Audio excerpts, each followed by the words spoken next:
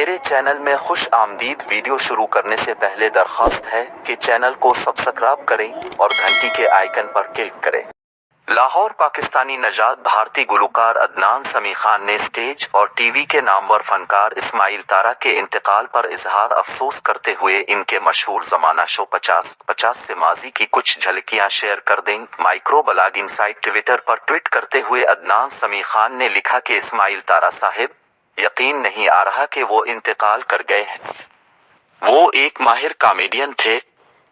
ہم ان کے ہمیشہ شکر گزار رہیں گے کہ انہوں نے اپنے مزاح کے ذریعے ہماری زندگی کو خوشگوار بنایا۔ انہوں نے مرحوم اسماعیل تارا کے انتقال پر اظہار تعزیت کرتے ہوئے ان کے لیے جنت الفردوس میں اعلیٰ مقام کی دعا کی۔ یاد رہے کہ اسماعیل تارا گزشتہ روز 73 برس کی عمر میں کراچی میں انتقال کر گئے تھے۔ اہل خانہ کے مطابق لیجنڈری اداکار 3 روز سے کراچی کے نجی اسپتال میں زیر علاج تھے۔